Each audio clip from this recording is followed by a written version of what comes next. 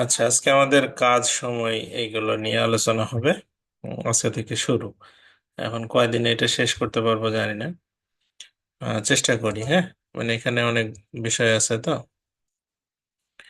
তো এখানে প্রথমে বলছে যে 16 জন লোক একটি কাজ করতে 6 দিন লাগে, তাহলে 12 জন লোকের কত দিন লাগবে?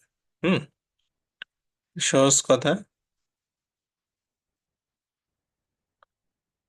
16 জন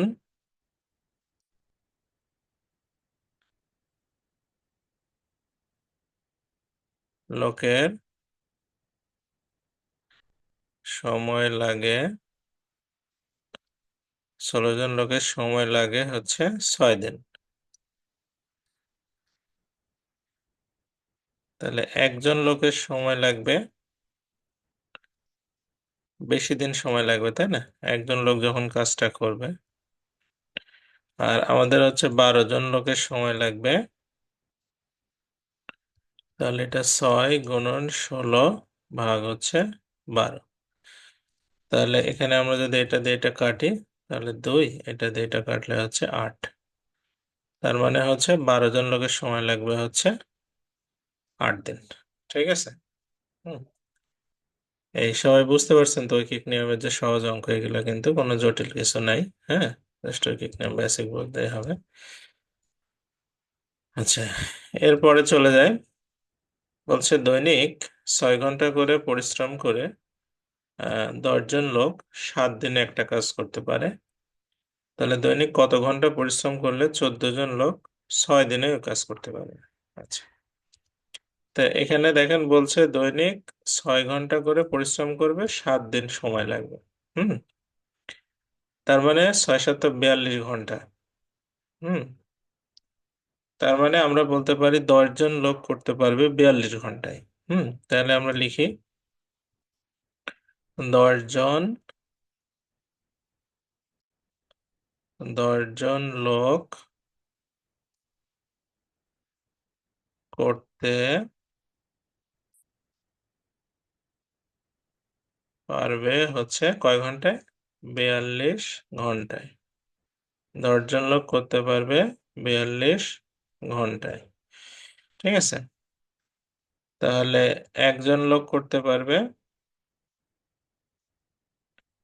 বেশি সময় লাগবে, তাই না?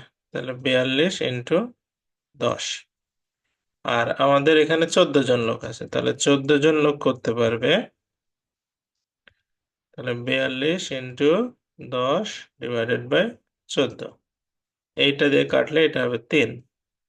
তার মানে 3×10 = 30 ঘন্টা। 3×10 = 30 ঘন্টা। এখন আমাদের জানতে চাইছে যে দৈনিক কয় ঘন্টা, মানে 6 দিন সময় লাগবে। তাহলে দৈনিক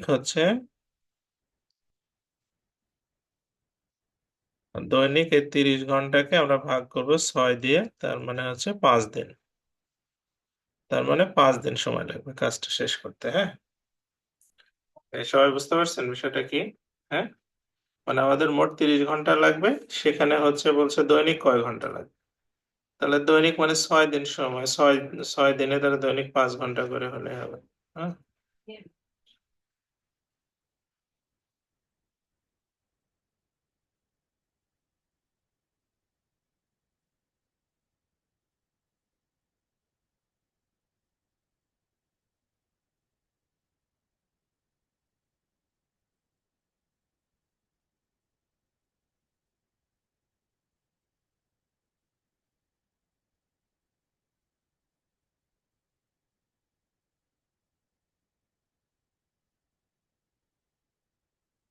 আচ্ছা, আর কি বলছে?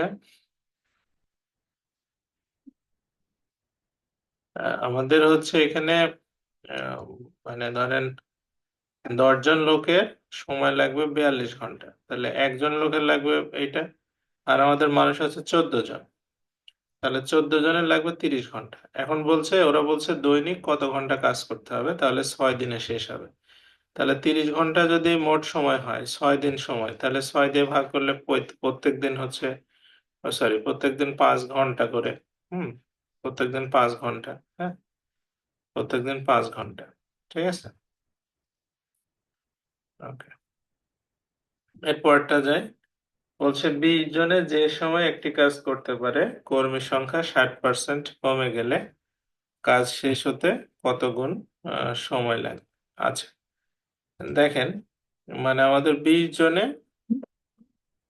জনে যে একটা কাজ করতে পারে যে সময়, হুম, তা আমি মনে করি একদিনে করে।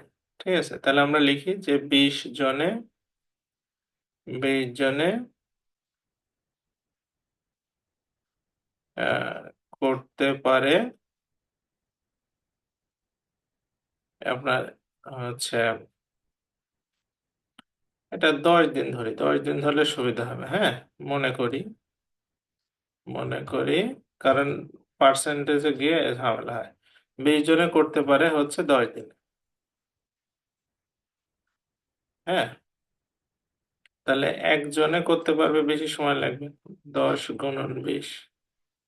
আর আমাদের হচ্ছে এখানে বলছে কর্মী 60% কমে যাবে, তার মানে 20-এর 60% কমলে কত থাকবে? এটা 12 কমে যাবে। তাহলে থাকবে কত? 20 থেকে 12 বাদ দিলে 8 জন। তাহলে 8 জনে করতে পারবে 10 × 20 ভাগ হচ্ছে 8। তাহলে 200-কে 8 দিয়ে ভাগ করলে 25, তার মানে 25 দিন। তাহলে এখন দেখেন, আমাদের আগে লাগতো 10 দিন, এখন লাগতেছে হচ্ছে 25 দিন। তাহলে কত গুণ বেশি হলো? তাহলে 25-কে আমরা 10 দিয়ে যদি ভাগ করি তাহলে 2.5 গুণ বেশি সময় লাগবে, মানে 2.5 গুণ বেশি সময় লাগতেছে। মানে আগে লাগতো আমাদের 10 দিন, এখন লাগতেছে হচ্ছে আমাদের কয় দিন? 25 দিন। হুম।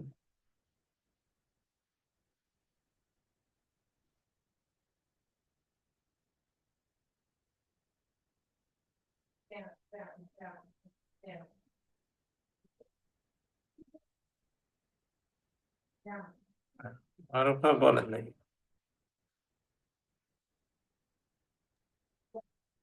স্যার এখানে 10 দিনে কি ধরে নিছেন? হ্যাঁ হ্যাঁ, 10 দিন ধরে নেবেন তাহলে সহজ হবে। এখন যদি দিন দেওয়া নাই, আপনি যে কোনো দিন ধরে নিলেই হবে। হ্যাঁ, জি স্যার। আচ্ছা, এরপরে আসি পরেরটাতে। 8 আসলে ওই যে আমাদের উম, মানে 60% লেবার কমে যাবে।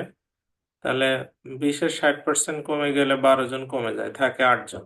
হ্যাঁ, আচ্ছা, এইটা মনে হয় করতে পারার কথা, তাই না? 12 জন লোক একটা কাজ 5 দিনে করে, 15 জন লোক কয়দিনে করবে? এটা মনে হয় পারবেন। এটা প্রথম অঙ্ক আর এই অঙ্ক একই অঙ্ক। আচ্ছা, এরপরে এরপরে আছে, বলছে একটি রাস্তা মেরামত করতে 35 জন শ্রমিকের 16 দিন লাগলে 28 জনের কত দিন লাগবে? তো এটা খুবই সহজ প্রশ্ন না? এটা আমাদের শুরুতেই প্রশ্ন এখন না করি, ঠিক আছে? এগুলা খুবই সহজ প্রশ্ন। আপনি লিখবেন যে 35 জন হলে 16 দিন, একজনের লাগে কত, আর 28 জনের লাগে 28 দিনে। 16 দিনে করে 35 জন, আপনার একদিনে করে, আর 28 দিনে 28 জন, এভাবে লিখলে হবে। হ্যাঁ, সহজ কথা। আচ্ছা, এইটাতে আসি। 7 নম্বর বলছে 5 দিনে একটা কাজের 10 ভাগের 1 অংশ করলে অর্ধেক করতে সময় লাগবে কত? আচ্ছা, তাহলে দেখেন যে সম্পূর্ণ কাজ করতে সময় লাগে কতদিন? সম্পূর্ণ কাজে সময় লাগবে কতদিন? এই যেহেতু 10 ভাগের 1 ভাগ করতে লাগে 5 দিন, তাহলে 5×10 = 50 দিন, তাই না? সম্পূর্ণ কাজ করতে সময় লাগবে হচ্ছে 50 দিন। ঠিক আছে, আচ্ছা, এখন বলছে এর অর্ধেক করতে কত সময় লাগবে? তাহলে অর্ধেক করতে লাগবে 25 দিন। অর্ধেক করতে সময় লাগবে হচ্ছে, অর্ধেক করতে 50-এর অর্ধেক হচ্ছে 25 দিন। ক্লিয়ার?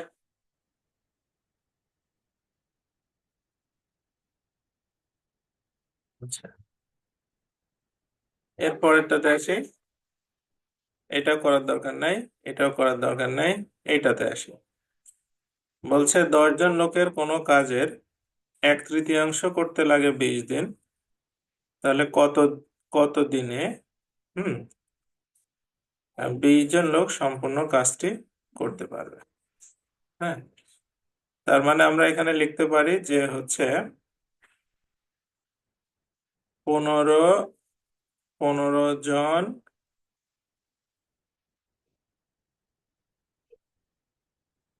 লোকের 1/3 কাজ করতে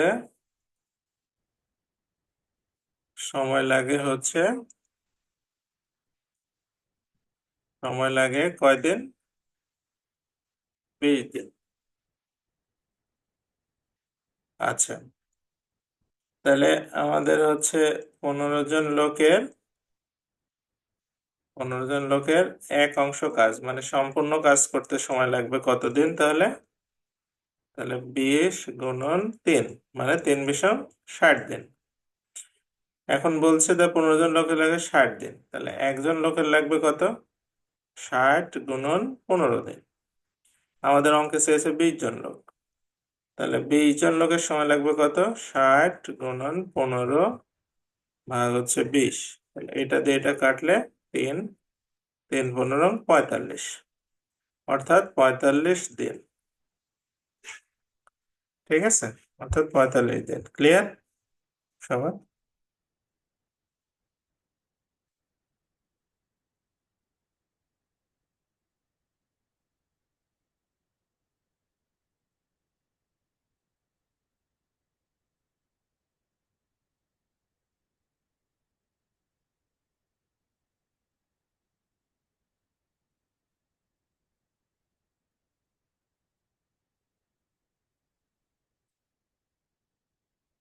এরপরে হুম, বলছে 3,000 টাকা মূল্যের একটা কাজ পৃথকভাবে মিতা 10 দিনে এবং রিতা 15 দিনে করতে পারে। তারা একত্রে কাজটি শেষ করলো, কে কত টাকা পাবে? হ্যাঁ, তাহলে এখানে দেখেন আমরা হচ্ছে আহ, মানে মিতা আর রিতার মধ্যে হচ্ছে টাকা ভাগ করতে হবে 3,000 টাকা। কে কত টাকা পাবে একটু আইডিয়া করেন তো দেখি। মানে এর মধ্যে আমাদের দুইজন ব্যক্তি আছে, একজন হচ্ছে মিতা আর একজন হচ্ছে রিতা। হুম, তাহলে কে কত টাকা পাবে? তাহলে আমাদের আগে অনুপাতটাকে আগে ঠিক করতে হবে, তাই না? তাহলে আমাদের সময়ের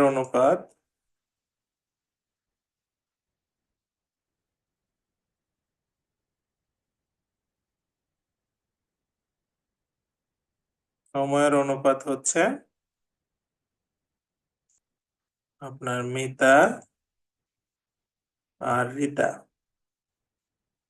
তাহলে মিতা হচ্ছে 10 আর রিতা হচ্ছে 15। আচ্ছা, কিন্তু টাকা বন্টনের অনুপাত কত হবে? টাকা বন্টনের অনুপাত হবে হচ্ছে মিতার হবে 15 আর রিতার হবে 10। হ্যাঁ, তাহলে আমরা মিতার টাকা ভাগ করি। মিতার টাকা হবে হচ্ছে আপনার এই 3,000 টাকার এই 15 আর 10 25 ভাগ হবে। 25 ভাগ হয়ে মিতা পাবে হচ্ছে 15 ভাগ। হ্যাঁ, তাহলে 25 দিয়ে এটা কাটলে হবে হচ্ছে কত? 25 × 12 = 300, 120, তার মানে 1,800 টাকা। 1,800 টাকা পাবে মিতা, আর রিতা পাবে হচ্ছে এই 3,000 টাকার মধ্যে থেকে ওর 1,800 টাকা বাদ দিলে এর থাকে হচ্ছে 1,200 টাকা। এই 1,200 টাকা পাবে হচ্ছে কে? আপনার 1,200 টাকা পাবে,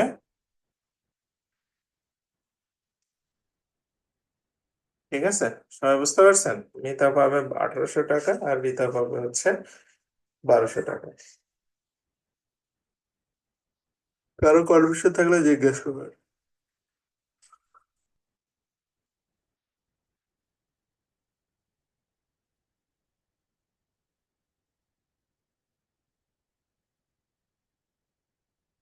2 নম্বর লাইনটা হচ্ছে টাকা বন্টনের অনুপাত। হ্যাঁ, টাকা বন্টন হবে হচ্ছে মানে সময়ের ব্যস্ত অনুপাতে। হুম, কারণ হচ্ছে আপনার যার সময় যত বেশি সে তত টাকা কম পাবে। হ্যাঁ, কারণ সে বেশি অলস, মানে তার কাজের পরিমাণটা কম। আপনার ধরেন একজন 10 দিনে কাজ করতে পারে আর একজন 15 দিনে করতে পারে। দুইজনকে আপনার একসাথে লাগাই দিলেন, হ্যাঁ, কাজ করতে। তারপরে আপনি ধরেন যে 10 দিনে করতে পারবে, হ্যাঁ, তাহলে সে তো বেশি কাজ করে। আর যে 15 দিনে করবে সে তো কম কাজ করে, কারণ সে তো লেজি। তো এই জন্য যার দিনের পরিমাণ বেশি তার ভাগে টাকা যাবে কম, আর যার দিনের পরিমাণ কম তার ভাগে টাকা যাবে বেশি। টাকা ভাগ হয় সবসময় দিনের ব্যস্ত অনুপাতে। তো যেহেতু এখানে আপনার হচ্ছে আপনার সময়ের অনুপাত হচ্ছে 10:15, তাহলে টাকা বন্টনের অনুপাত হবে হচ্ছে 15:10। ঠিক আছে। আচ্ছা, এর পরেরটাতে যাই। বলছে ক একটা কাজ করতে পারে 15 দিনে, খ একটা কাজ করতে পারে 20 দিনে, গ করতে পারে 12 দিনে। তারা তিনজন একত্রে কত দিনে করতে পারবে? তো এই অঙ্কগুলো আমি সমীকরণের মাধ্যমে করি, আবার হচ্ছে ঐকিক নিয়মেও করি। তাই আপনারা একটু ইয়ে করতে পারেন। তাই মনে করি তিনজন একত্রে করতে পারবে এক্স দিনে, এভাবে ধরে নিবেন। মনে করি তিনজন তিনজন একত্রে এক্স দিনে করবে। হ্যাঁ, এক্স দিনে করতে পারে। ওকে। আচ্ছা, তো এটা সাজানোর উপায়টা কি? সাজানোর উপায়টা দেখলে আপনাদের জন্য সহজ হবে। হুম, প্রশ্ন মতে এখানে দেখেন যে ক কাজটা করতে পারে হচ্ছে আহ,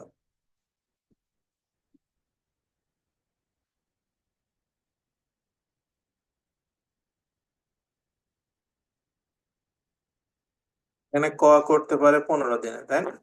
এখানে বলে দিছে হচ্ছে ক করতে পারে 15 দিনে, তাহলে একদিনে কাজ হবে 15 ভাগের 1 ভাগ। হ্যাঁ, এটা হবে 15 ভাগের 1 ভাগ, এটা হচ্ছে ক এর কাজ। হুম, ক এর একদিনের কাজ। এবার খ এর কথায় আসে। খ হচ্ছে করতে পারে 20 দিনে, তাহলে খ একদিনে করবে হচ্ছে 20 ভাগের 1 ভাগ। ওকে। এরপরে গ এর ব্যাপারে আসি। গ 12 দিনে করতে পারে, তাহলে একদিনে করবে হচ্ছে 12 ভাগের 1 ভাগ। এখন এগুলো তিনজনের একদিনের কাজ হলো আলাদা আলাদা করে। এখন তিনজনেরটা যদি আপনি যোগ দেন একসাথে, তাহলে তিনজনের একদিনের মোট কাজ হয়ে গেল, তাই না? এইভাবে তারা কয়দিন কাজ করবে, আমি এখানে ধরলাম এক্স দিন। এইভাবে টোটাল কাজ শেষ হয়ে যাবে, এক অংশ কাজ শেষ। মানে একদিন এইটুকু করবে, এক্স দিনে বাদ বাকি সম্পূর্ণ কাজটুকু হয়ে যাবে। তাহলে এক্স দিয়ে গুণ করলে একদিনের কাজের সাথে 2 দিন লাগে, তাহলে 2 দিয়ে গুণ হতো। 3 দিন লাগলে 3 দিয়ে গুণ হতো। 4 দিন লাগলে 4 দিয়ে গুণ হতো। এরকম। তো আপনার হচ্ছে যেহেতু এক্স দিন লাগবে, তাহলে এক্স দিয়ে গুণ হবে। হ্যাঁ,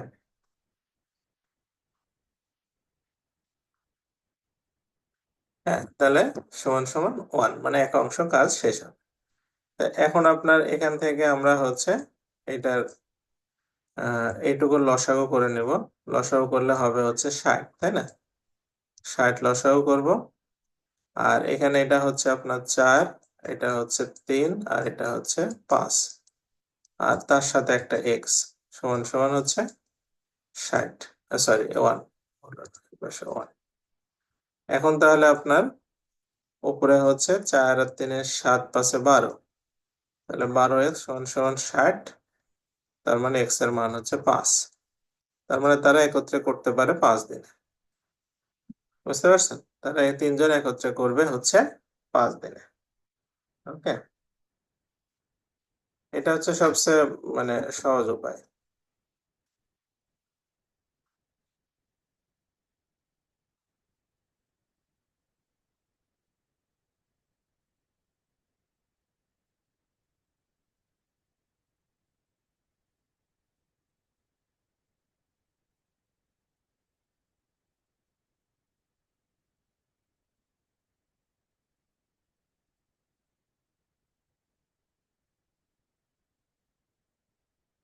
চার, তিন, পাঁচ।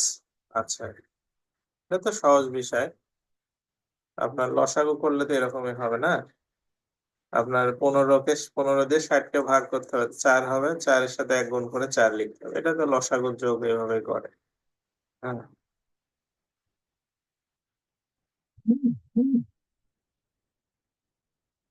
এই সবাই কি ক্লিয়ার বিষয়টা?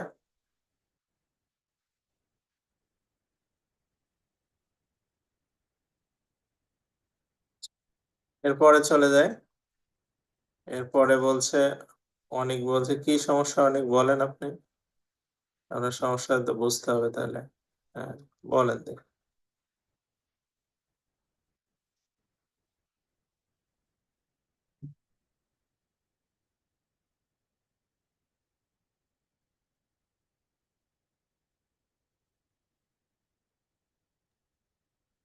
অনেক বলেন। স্যার, হ্যাঁ, 4 3 5 এটা স্যার বুঝি। স্যার, 4 3 5 এটা স্যার বুঝি নাই স্যার, একটু যদি বুঝে কেন দিতেন এটা স্যার তাহলে খুব ভালো হতো। আপনার ওই যে ইয়ার লসাগু করেননি? ভগ্নাংশের যোগ কিভাবে করে, এই যে এগুলো। স্যার আমি, হ্যাঁ স্যার নিচেটা স্যার লসাগু পারতাম, কিন্তু স্যার হ্যাঁ, স্যার নিচেটা আমাদের উপরেটা স্যার অনেক কষ্ট হয় স্যার, মানে আচ্ছা, এখন কিভাবে হবে? এখন আপনার এটার নিয়ম এখন কি? স্যার 60 দিয়ে স্যার 4 কোনোকে ভাগ দিয়ে 1 দিয়ে গুণ হবে স্যার, এইভাবে নাকি? মানে এই 15 এটা তো দিয়ে স্যার এটাকে পারি না। ভাগ করে 1 দিয়ে গুণ করতে হবে, তাহলে 4 15 60। 20 দিয়ে এটাকে ভাগ করলে 3, আর হচ্ছে 12 দিয়ে ভাগ করলে 5, উপরে 1 দিয়ে গুণ করে, 1 দিয়ে গুণ করলে তো এরকম। হ্যাঁ। আমি স্যার এইটার জন্যই স্যার আমি অঙ্কগুলো স্যার পারতাম না স্যার, এটা স্যার আমার সবচেয়ে স্যার বেশি সমস্যা হতো স্যার। আর হচ্ছে এখানে ধরেন, এখানে 60, মানে আপনার এই নিচের হরটা দিয়ে এটাকে ভাগ করতে হবে। হ্যাঁ, ভাগ করে যে রেজাল্টটা, হ্যাঁ। রেজাল্টে উপরেরটাকে গুণ করতে হবে। ধরেন এখানে যদি আপনার 3 থাকতো, তাহলে এটাকে আপনি 15 দিয়ে ভাগ করে কত হতো, 4। 4 দিয়ে 3 দিয়ে গুণ করে হতো 12 লিখতে হবে। হ্যাঁ। ওকে। ও হ্যাঁ স্যার, বুঝতে পারছি। এটাই স্যার। তারপরে আমরা পরেরটাতে যাই। বলছে যে 2 জন পুরুষ 3 জন বালকের সমান কাজ করে।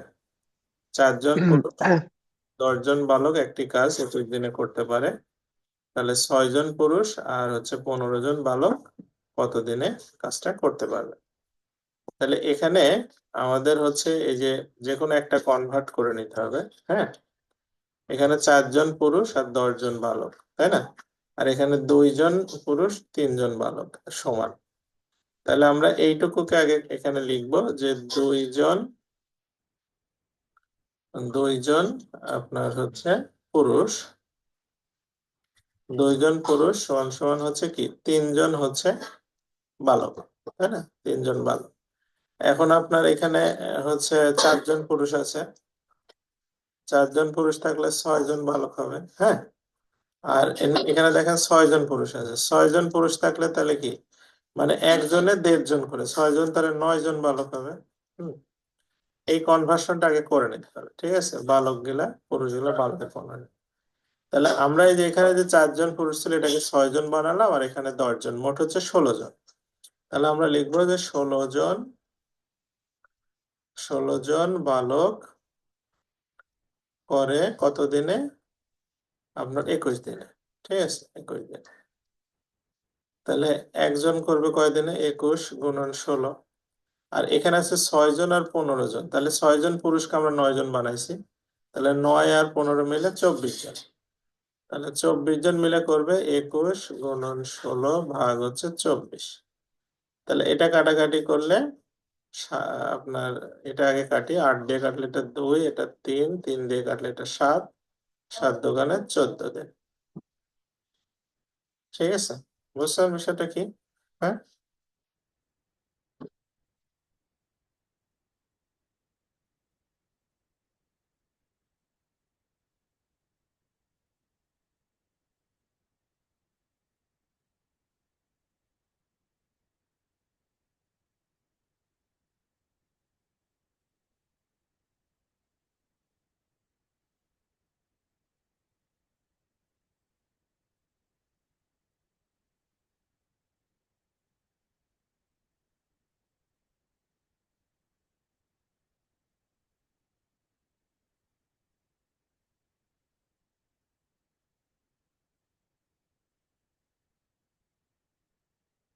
এটা ক্লিয়ার সবার? হুম, বুঝতে পারছেন? কোনো কনফিউশন থাকলে জিজ্ঞেস করবেন। আচ্ছা, পরেরটাতে যাই তাহলে। আচ্ছা, পরেরটাতে বলছে রহিম একটা কাজ 3 দিনে করে, করিম সেই কাজ 6 দিনে করে, তারা একসাথে কয় দিনে করে? তাহলে আমরা মনে করি একসাথে করবে হচ্ছে এক্স দিনে, হ্যাঁ। তাহলে প্রশ্ন মতে রহিম যেহেতু 3 দিনে করে, তাহলে একদিনে করবে 3/1 ভাগ। আর করিম যেহেতু 6 দিনে করে, তাহলে একদিনে করবে 6/1। এই দুইটা যোগ করে আমাদের এক্স দিয়ে গুণ করলে টোটাল কাজটা হয়ে যাবে, হ্যাঁ, সম্পূর্ণ কাজ ওকে। তাহলে এখানে লসাগু হবে 6, তাহলে এটা 2 আর এটা 1, আর তার সাথে একটা এক্স সমান সমান 1, তাহলে 3x সমান সমান 6, এক্স এর মান হচ্ছে 2। তারা একসাথে 2 দিনে করবে, ঠিক আছে।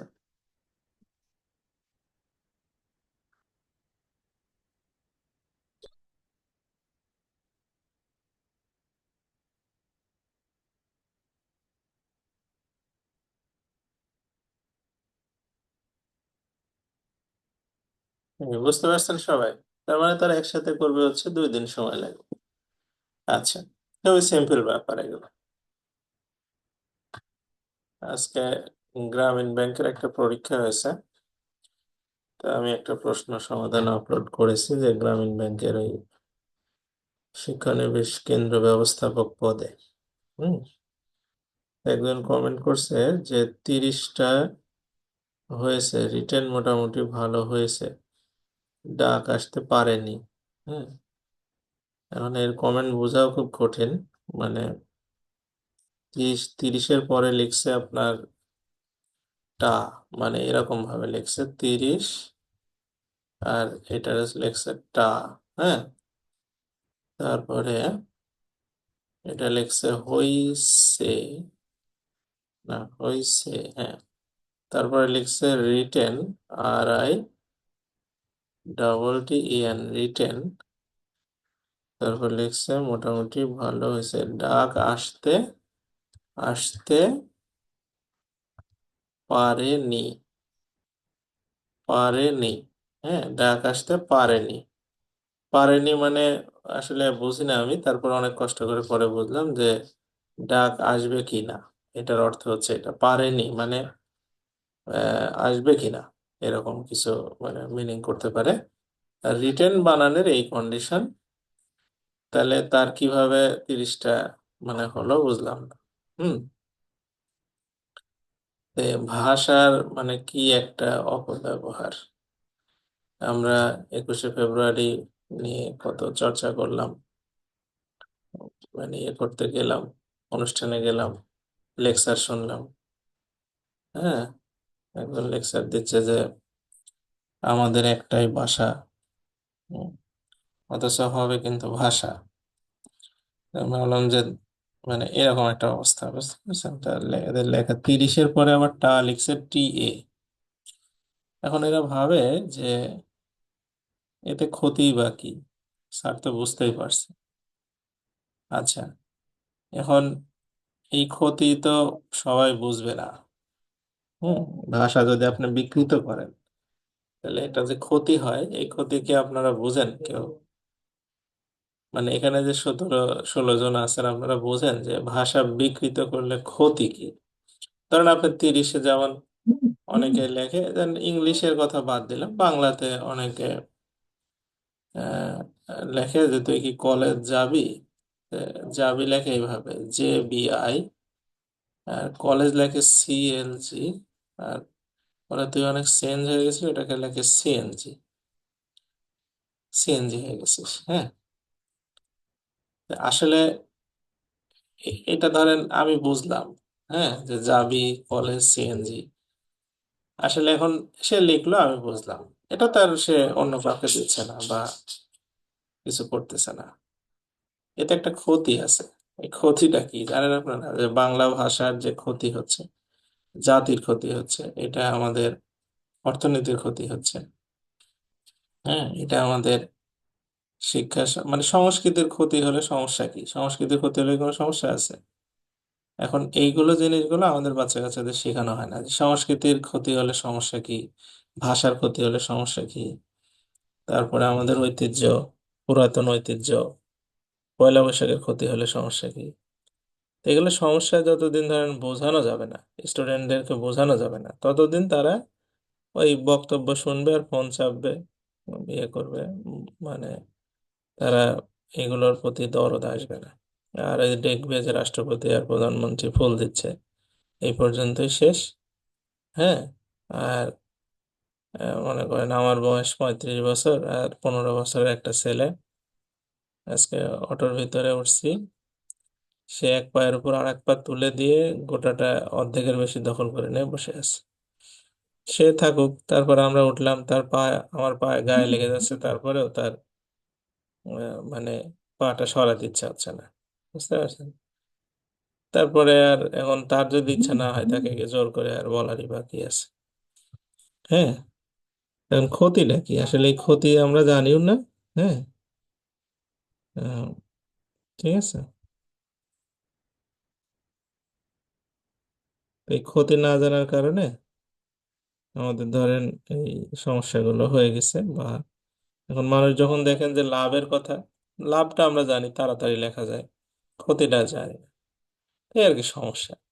দেখ, আমাদের শিক্ষা সমস্যা, বাউল গান চলবে না, ভেঙে দিতে হবে, শহীদ মিনার ভেঙে দিতে হবে। হ্যাঁ, এতে আমাদের লাভটা কি?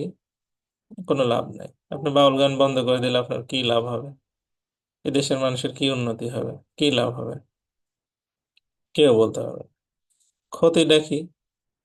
ক্ষতি কেউ না বলতে পারলে আমি পারবো। হ্যাঁ। এখন এটা হচ্ছে যে ধরেন এগুলো বুঝতে হবে, এগুলো না বুঝে আর কতদিন এভাবে মানে নিজের সর্বনাশ নিজে করার কোনো মানে হয়? যাই হোক, ক একটা কাজ 10 দিনে করে, খ সেই কাজ 15 দিনে করে, তারা একত্রে কয় দিনে করবে? এই যে একই অঙ্ক, তাহলে আমরা মনে করি একত্রে X দিনে করবে। হ্যাঁ। তাহলে যেহেতু ক করে 10 দিনে, তাহলে একদিনে করবে 10 ভাগের 1 ভাগ, আর 15 দিনে করবে 15 ভাগের 1 ভাগ। এই দুইটা যোগ করে X দিন দিয়ে গুণ করে এক অংশ কাজ শেষ। তাহলে এই দুইটার লসাগু করবো কত? আমি 30 নাকি? 30 লসাগু করলে এটা 3 আর এটা 2, 3 আর 2 5 হবে একবারে, সমান সমান 1। তাহলে এক্স এর মানটা হবে, এটা দিয়ে কেটে দিলে 6, মানে 6। তারা একসাথে করবে হচ্ছে 6 দিনে। হ্যাঁ। ওকে।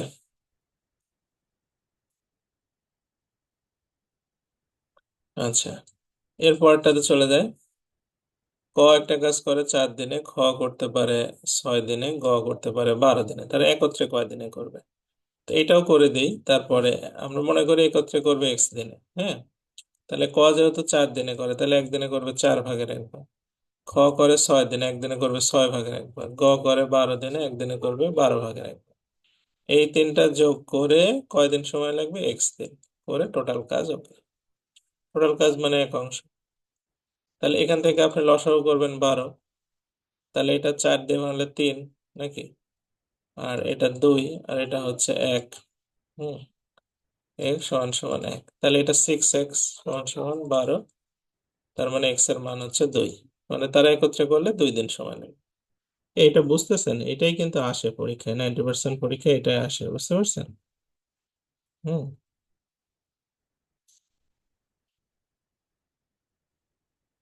আপনারা এই থিওরিটা বুঝলে মানে কাজের অঙ্ক অনেকটা ইজি হবে, বুঝছেন? কাজের অঙ্ক মানে হচ্ছে মানে ইজি ইজি হবে। অনেকটাই সহজ হয়ে যাবে। আজকে ডোনাল্ড ট্রাম্প একটা কথা বলছে যে বাংলাদেশে 450 কোটি টাকা তারা খরচ করছে এই সরকার হটানোর জন্য। গত সরকার যে চলে গেল না, 450 কোটি টাকা, কম কথা? চিন্তা করেন, এতগুলো টাকা ফ্রি ফ্রি মানে মানুষকে দিয়ে দিছে। মানে তাদের কোনো স্বার্থ নাই এখানে, তাদের কোনো স্বার্থ নাই, তারা মানে দান হিসাবে আমাদেরকে দিয়েছে, আমরা সেটা বিবেচনা করতে পারি। তো যাই হোক। হ্যাঁ। বলছে যে ক খ একত্রে একটা কাজ করে 12 দিনে। হ্যাঁ। ক একা করতে পারে 20 দিনে, খ একা করতে পারে কতদিন, আমরা ওই সূত্র অনুসারেই করব। হ্যাঁ, ঠিক আছে। আর এটা আমি দুই ভাবে করে দেবো, আপনাদের যেটা ভালো মনে হয়। এখানে দেওয়া নাই, কি দেওয়া নাই হচ্ছে খ কতদিনে করতে পারবে। হ্যাঁ, তাহলে আমি ধরে নেব যে খ করতে পারবে এক্স দিনে, খ করতে পারে এক্স দিনে। ঠিক আছে। আচ্ছা, তাহলে দেখেন ক করে হচ্ছে 20 দিনে, তাহলে 1/20, একদিনে কাজ হবে 1/20, তাই না? আর খ করতে পারে এক্স দিনে, তাহলে একদিনে কাজ হবে 1/x। এই দুইটা হচ্ছে একদিনের কাজ। এইভাবে তারা 12 দিন কাজ করবে, গুণন 12, 12 দিন কাজ করে টোটাল কাজ কমপ্লিট। ওকে, তাহলে এখান থেকে আমাদের হচ্ছে আপনার এই দুইটা যদি আমরা লসাগু করে ফেলি, হুম, তাহলে এটা হবে হচ্ছে 20 আর এক্স লসাগু হবে। তাহলে 20 20 চলে গেলে এটা এক্স প্লাস হচ্ছে 20, আর 12 কে ওই পাশে নিয়ে যায়, তাহলে নিচে চলে যাবে 1/12। ওকে, তাহলে এটা গুণ করলে হচ্ছে 20x মাইনাস 12x সমান সমান 12 × 240। তার মানে 8x সমান সমান 240, এক্স এর মান হচ্ছে 30। তার মানে খ করতে পারবে আপনার হচ্ছে 30 দিনে। বুঝছেন কি বিষয়টা? কি মানে আপনার যেটা মিসিং থাকবে আপনি সেটাকে ধরে নেবেন, তাহলেই হয়ে যাবে। হ্যাঁ, তাহলে বিষয়টা ইজিলি হয়ে যাবে।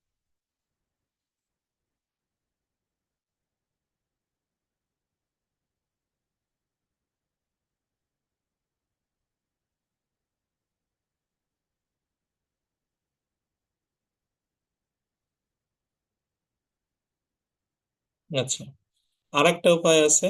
আরেকটা উপায় হচ্ছে 12 দিনে তারা কাজটা শেষ করতে পারে, তাহলে ক করতে পারে 20 দিনে। হ্যাঁ, তাহলে ক 12 দিনে কতটুকু কাজ করছে আগে দেখি।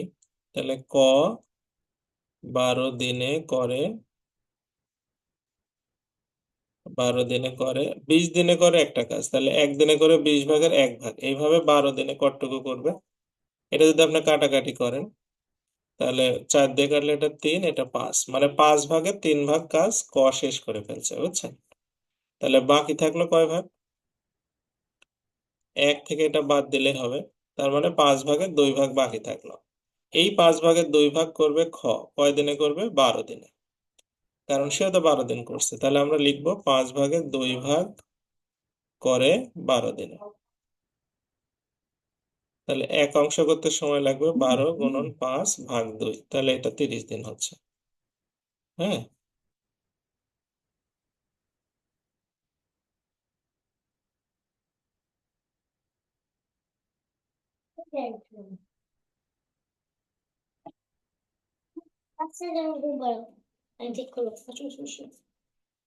হুম। তো এইটাও একটা পদ্ধতি, ওইটা একটা পদ্ধতি, তার মানে আগেরটাই ভালো হবে। হ্যাঁ, সংক্ষেপে করা যাবে, বুঝতে পারছেন? এটা একটু জটিল আছে। আচ্ছা, এটা একবার পড়াইছি। হ্যাঁ, হুম, এইটা আসি। বলছে যে ক খ একটা কাজ করে 16 দিনে, ক আর গ করে হচ্ছে 12 দিনে, ক আর গ করে 12 দিনে, তাহলে ক খ গ একত্রে কত দিনে কাজটি করতে পারবে। তো এখানে এটা একটু লেন্দি অঙ্ক। এটা আপনার হচ্ছে যেহেতু দুইজন দুইজন করে আছে, তাহলে ক মানে এভাবে লিখতে হবে, ক ও খ 16 দিনে করে একটি কাজ, 16 দিনে করে একটি কাজ। ঠিক আছে, তাহলে আপনার একদিনে করবে কতটুকু? 16 ভাগের 1 ভাগ, 16 ভাগের 1 ভাগ। হুম, 16 ভাগের 1 ভাগ। ঠিক আছে। আচ্ছা, এই একইভাবে আপনার হচ্ছে খ আর গ এর কথা আসি। যে খ ও গ, তাহলে খ ও গ একদিনে করবে, একদিনে করে আপনার যেহেতু 12 দিনে, তাহলে এটা হবে 12 ভাগের 1 ভাগ। হ্যাঁ, আরেকজন কে আছে? ক আর গ, ক আর গ হচ্ছে একদিনে করে 20 ভাগের 1 ভাগ। হ্যাঁ, এইটাকে প্রথমে আপনাকে বের করে নিতে হবে যে ক খ খ গ আর ক আর গ। এখন হচ্ছে এগুলো সবগুলো যোগ করবে। এখানে দুইটা ক আছে, দুইটা খ আছে, দুইটা গ আছে, তার মানে আমরা একবারে লিখবো টু ক খ গ। একদিনে করে এগুলো সব যোগ করবো। হুম, একদিনে করে হচ্ছে এখানে তাহলে কত কত আছে আমাদের? এটা হচ্ছে 1/16 যোগ 1/12 যোগ হচ্ছে 1/20। হ্যাঁ, আচ্ছা, তাহলে এখানে আমাদের লসাগু হবে কত? 16, 12 আর 20-এর লসাগু কত করা যায়? 16, 12 আর 20, তাই না? আমাদের হচ্ছে 60 তো হবে না, কারণ 15 হলে হতো। 16 আর 12 আর হচ্ছে 20, তাহলে আমরা 8, এটা 6 আর এটা হচ্ছে 10, তাই না? 2 দিয়ে দিলে 4, 3 আর 5, তাহলে 3×15, 4×15, 240, তাই না? তাহলে এটা 240। 240 হলে যদি 16 হয়, তাহলে 16 আর মানে 15 হবে, তাহলে এটা 15 প্লাস 20 প্লাস 12। হ্যাঁ, তাহলে হচ্ছে আপনার এখানে কত হচ্ছে? 40, 47। তাহলে 47/240। এই 47/240 অংশ এইটা করতেছে তারা টু ক খ গ এক। হ্যাঁ, তাহলে আমরা এটাকে লিখবো এইভাবে যে টু ক খ গ হচ্ছে একদিনে করে, একদিনে করে 47/240। ঠিক আছে, এত অংশ, এত অংশ। তাহলে শুধু ক খ গ কি হবে? তাহলে আরো 2 দিয়ে ভাগ হবে, তাই না? শুধু ক খ গ এর কথা যদি আপনি চিন্তা করেন, একদিনে করতে পারবে হচ্ছে আরো 2 দিয়ে ভাগ হবে। তাহলে 47 ভাগ, এটা 2 দিয়ে ভাগ করলে 240 দোকানে 480 অংশ। হ্যাঁ, তো এই কাজটুকু করবে একদিনে। তাহলে সম্পূর্ণ কাজ করতে কত সময় লাগবে? তাহলে আমরা লিখবো যে 47/480 অংশ করে একদিনে, করে একদিনে। তাহলে এক অংশ করতে সময় লাগবে, উপরে যাবে 480, নিচে আসবে 47। তাহলে এইটাকে যদি আপনি ভাগ করেন তাহলে কত হবে? 47, 10কে 470, তাহলে 10 আর ওইদিকে থাকবে 10, তাই না? 10/47 এরকম হবে ভাগ করলে এতদিন। ঠিক আছে, 10 পূর্ণ 10/47 দিন সময় লাগবে তাদের, যদি তারা একসাথে করে। হ্যাঁ, এরকম। সবাই বুঝছেন বিষয়টা কি?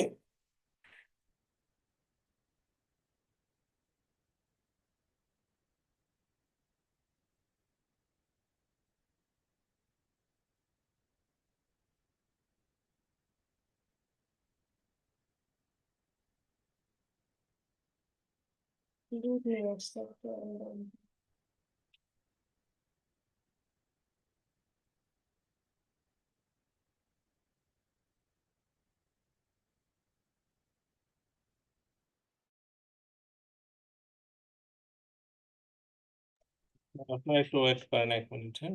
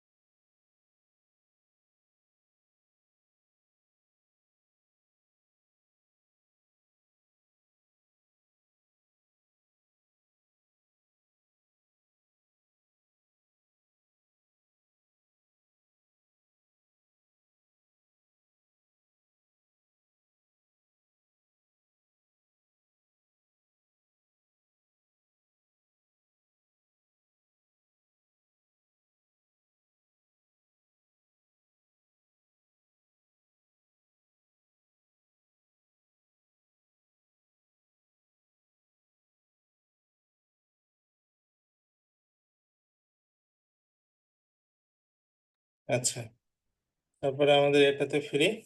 হুম, এটা তো একবার করালাম যে ক একটা কাজ করে 12 দিনে, খ করে 20 দিনে, তাহলে ক খ একত্রে কয় দিনে করবে? হ্যাঁ, এটা দরকার নাই, হ্যাঁ, এটা আপনারা করবেন। আচ্ছা, এইটাতে আসি। হুম,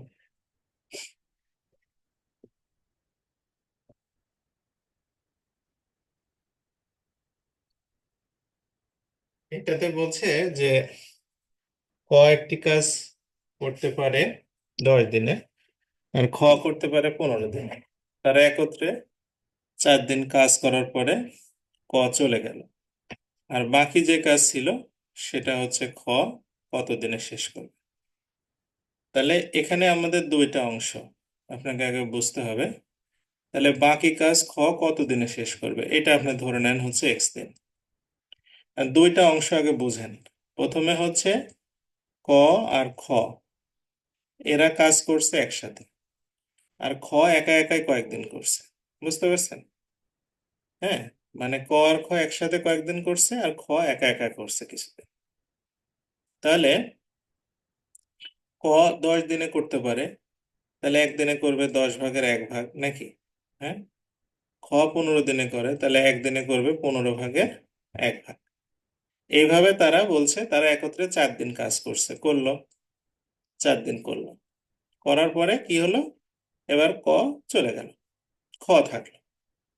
খ এবার কি করছে, খ হচ্ছে যেহেতু খ এর 15 দিনে করতে পারে, তাহলে একদিনে করবে 15 ভাগের 1 ভাগ।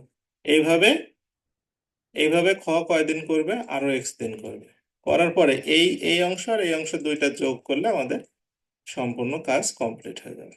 বুঝতে পারছেন? মানে ক এর কাজ আর খ এর কাজ যোগ করলে আমাদের সম্পূর্ণ, ক খ আর খ এর কাজ যোগ করলে আমাদের সম্পূর্ণ কাজটা হয়ে যাবে। আচ্ছা, তাহলে এখন আমরা যদি এইটা ধরেন লসাগু করি, তাহলে এটা লসাগু হবে হচ্ছে 60 নাকি? না, 30 করলেই হবে, 60 করার দরকার নেই। এটা 30 লসাগু হলেই হচ্ছে 30 হচ্ছে, তাহলে এটা 3 আর এটা 2, তাহলে 5।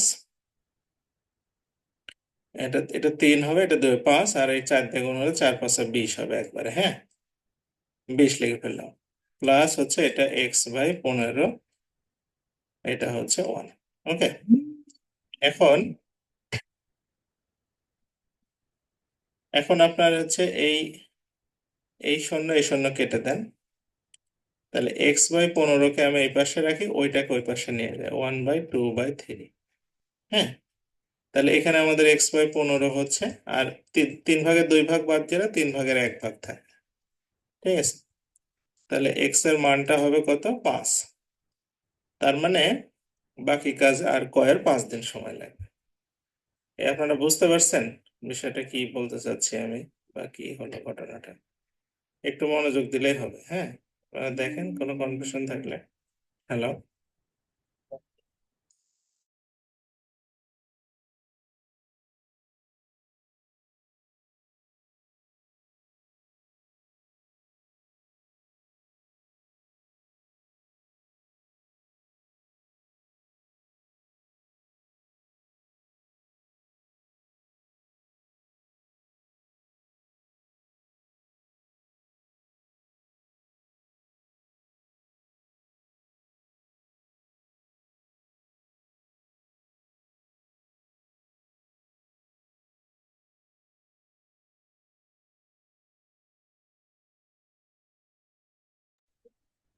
এগুলো হবে, হয়নি, এখন পরীক্ষা হবে। হ্যাঁ,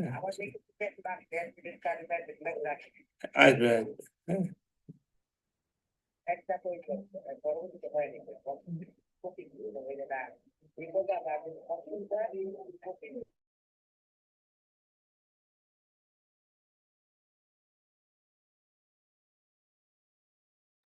আচ্ছা, তো এখানে হচ্ছে এরপরে আমরা চলে আসি এইটাতে। বলছে ক একটা কাজে 3 ভাগের 1 ভাগ করে 8 দিনে। হ্যাঁ, এইটুক দিয়ে রেখে আপনি কি বুঝলেন, যে 3 ভাগের 1 ভাগ করে 8 দিনে, মানে ক করে ক করে হচ্ছে কয় দিনে, 24 দিনে। 3 ভাগের 1 ভাগ যদি 8 দিনে হয়, তাহলে সম্পূর্ণ কাজ 24 দিনে করবে। হ্যাঁ, 8 দিনে হ্যাঁ করে চলে যায়। আচ্ছা, ভালো কথা গেল। এরপরে খ আবার 5 দিন কাজ করে চলে যায়। হ্যাঁ, ক আবার ফিরে আসে, ফিরে এসে কাজে যোগ দেয় এবং 12 দিনে কাজ শেষ করে। ঠিক আছে, তাহলে খ যদি একা কাজ করে তাহলে কাজটি শেষ হতে কতদিন সময় লাগবে? আচ্ছা, এখন একটা বিষয় এখানে বোঝার চেষ্টা করেন যে ক কিন্তু এখানে কাজ করছে 8 দিন, আর পরে আবার যখন ফিরে আসছে এসে 12 দিন, মানে ক কাজ করছে মোট 20 দিন। হুম, আর খ কাজ করছে হচ্ছে 5 দিন, করেই তাদের কাজ শেষ হয়ে গেছে। বুঝতে পারছেন কথা কি? তাহলে আমি মনে করি খ করে x দিনে, মনে করি খ করে x দিনে। হুম, তাহলে প্রশ্ন মতে ক 24 দিনে করে, তাহলে একদিনে করবে 24/1 এইভাবে ক কাজ করছে হচ্ছে 20 দিন। 20 দিন বুঝছেন তো? প্রথমে 8 দিন, তারপরে 12 দিন। হ্যাঁ, আচ্ছা। এরপরে আমরা খ এর কথায় আসি, খ করে x দিনে, তাহলে এইভাবে খ কাজ করছে হচ্ছে 5 দিন, করে সম্পূর্ণ কাজ ওকে। ওকে, তাহলে এখানে আমরা যদি এটা কাটাকাটি করি, তাহলে আমরা যদি হচ্ছে আপনার 4 দিয়ে কাটলে এটা 5, এটা হচ্ছে 6, তাহলে এটা 5/6 প্লাস 5/x সমান সমান হচ্ছে 1, তাই না? তো এটাকে ওই পাশে নিয়ে যায়, বা 5/x সমান সমান হচ্ছে 1 মাইনাস 5/6, বা 5/x সমান সমান হচ্ছে 1/6। তার মানে x এর মানটা হচ্ছে 30। তার মানে খ যদি একা একা করতো তাহলে 30 দিনে কাজটা শেষ করতে পারতো। বুঝতে পারছেন কথা কি সবাই? হ্যাঁ, আপনারা এগুলোর ভিতরে ঢুকতে হবে, বুঝছেন? এগুলোর ভিতরে না ঢুকলে সম্ভব না।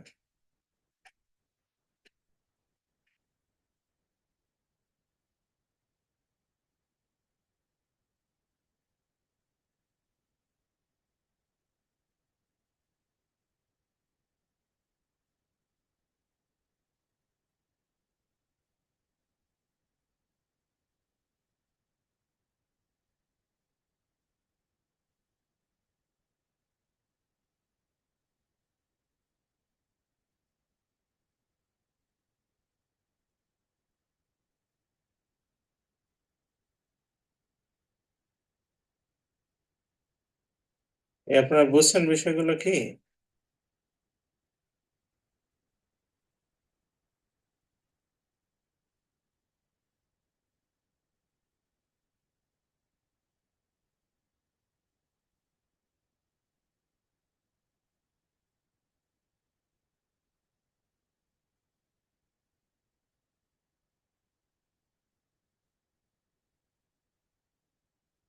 আচ্ছা, এরপরে চলে যাই। মানে আমাদের হচ্ছে আজকের 35টা অঙ্ক আমাদের ইয়ে করার কথা ছিল। আমরা আহ যাই হোক, আর দু একটা করে মানে হচ্ছে আপনাদের, মানে আমাদের বাংলার একটু পড়ে যদি ইয়ে থাকে, মানে এই সময় কাজের ক্লাসটা আর একদিন হয়তো বেশি নেওয়া লাগবে। হ্যাঁ, এই বলছে 8 জন লোক একটা কাজ 18 দিনে করতে পারে, তাহলে 6 দিনে করতে হলে নতুন কতজন লোক নিয়োগ দিতে হবে? তাহলে আমরা লিখবো হচ্ছে 18 দিনে করতে পারে, 18 দিনে করতে পারে কয়জন? 8 জন। 8 জন, তাহলে একদিনে করবে 18 গুণন হচ্ছে 8, আর 6 দিনে করবে, তাহলে এটাকে 6 দিয়ে ভাগ করলে হবে, তাহলে 3, 3 × 8 = 24। বলছে নতুন কয়জন লাগবে? আগে ছিল 8 জন, তাহলে নতুন লোক লাগবে হচ্ছে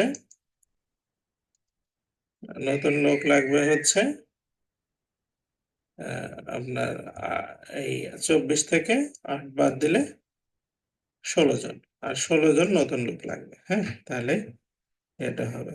ঠিক আছে,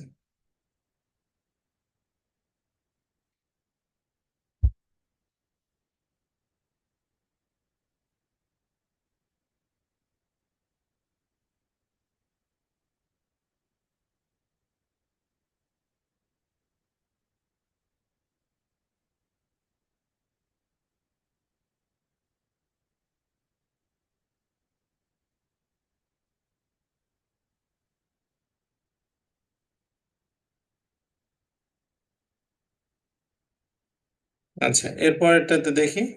এরপরেরটা আছে কি, 30 জন শ্রমিক একটা বাড়ি 20 দিনে মানে কাজ শেষ করে দেওয়ার চুক্তি নিল। কাজ শুরুর 10 দিন পরে একটানা 6 দিন বন্ধ ছিল। তাহলে নির্ধারিত সময়ে কাজ শেষ করতে হলে আর কতজন অতিরিক্ত শ্রমিক লাগবে? দেখেন, সে 20 দিন চুক্তি নিছে, হ্যাঁ। সে 10 দিনে কাজ শুরুর পরে 6 দিন মানে বন্ধ ছিল, হ্যাঁ। তাহলে আপনার ধরেন 16 দিন শেষ, তাই না? আচ্ছা, তাহলে এখন আমাদের আছে হচ্ছে উম, আপনার মানে 10 দিনের কাজ তো হয়ে গেছে, ধরেন 10 দিনে যা কাজ করার হয়ে গেছে। আমাদের হাতে সময় ছিল আর 10 দিন, ঠিক আছে। 10 দিন সময় ছিল, তাহলে যদি 30 জনই কাজ করতো তাহলে হচ্ছে 10 দিন সময় লাগতো, হ্যাঁ। তাহলে আমরা লিখবো এভাবে যে 10 দিনে করতে পারতো হচ্ছে কয়জন? 30 জন। তাহলে একদিনে করবে 30 × 10। আর আমাদের হাতে এক সময় আছে কয়দিন? 10 দিন তো চলে গেছে, আর 6 দিন বন্ধ, তাহলে আর 4 দিন সময় আছে, মানে 20 দিনের মধ্যে। তাহলে 4 দিনে করবে 30 × 10 ভাগ হচ্ছে 4, তাহলে 75 জন। তাহলে এই যে 75 জন আপনার হচ্ছে মানে লোক লাগবে, হ্যাঁ। তাহলে আমাদের মানুষ আছে 30 জন, তাহলে অতিরিক্ত লাগবে কয়জন? 45 জন। অতিরিক্ত লাগবে হচ্ছে 75 থেকে 30 বাদ দিলে 45 জন, ঠিক আছে। এগুলো সহজ অঙ্ক, এগুলো কঠিন কিছু নাই, এটাও একই অঙ্ক। আচ্ছা, এই 33 নাম্বার করলে আমাদের অলমোস্ট আজকের যে আমাদের টার্গেটেড সিলেবাসে যতটুকু ছিল সেটুকু আমরা শেষ করতে পারবো। তো এটা করি আমরা। ক আর খ একটা কাজ করে 10 দিনে, খ আর গ করে 15 দিনে, গ আর ক করে 25 দিন। তারা একত্রে 4 দিন কাজ করার পরে ক চলে গেল। এবার খ আর গ হচ্ছে 4 দিন কাজ করার পরে খ চলে গেল। তাহলে গ বাকি কাজ কতদিনে শেষ করবে? গ কতদিনে বাকি কাজ শেষ করবে, ঠিক আছে। এখন প্রথমে আমরা ওই যে একটা অঙ্ক করলাম না, যে ক খ 10 দিনে করে, তাহলে হচ্ছে খ গ 15, তাহলে ক খ একদিনে করে 10 ভাগের 1 ভাগ, খ গ 15 দিনে করে তাহলে একদিনে করে 15 ভাগের 1 ভাগ, আর গ ক 25 দিনে করে তাহলে একদিনে করবে 25 ভাগের 1 ভাগ। তাহলে আমরা ওইটাকে প্রথম লাইনে যদি এইভাবে লিখি, 2 ক প্লাস খ প্লাস গ একদিনে করে 1 দিনে করে হচ্ছে +15/1 প্লাস হচ্ছে 25/, এইটুকু, হ্যাঁ। তাহলে আমরা এখানে 15 10 25 150 লসাগু করে ফেলি, তাই না? তাহলে এটা হবে হচ্ছে 15, এটা হবে 10, এটা হবে হচ্ছে 6, অর্থাৎ হচ্ছে 15 আছে 21, 31 বাই হচ্ছে 150, 31/150, মানে এটা হচ্ছে 2 ক খ গ। তাহলে আমরা শুধু ক খ আর গ এটা একদিনে করে কতটুকু হবে? একদিনে করে 2 দিয়ে ভাগ হবে, তাহলে 31/300, 31/300 অংশ, হ্যাঁ। এইটুকু তো বুঝছেন সবাই যে ক খ গ একদিনে হচ্ছে করে 300/31 ভাগ। হুম। আচ্ছা, 300/31 ভাগ।